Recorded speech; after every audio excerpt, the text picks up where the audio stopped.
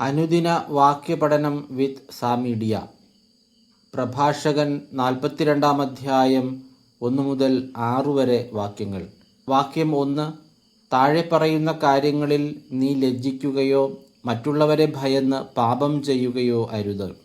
വാക്യം 2.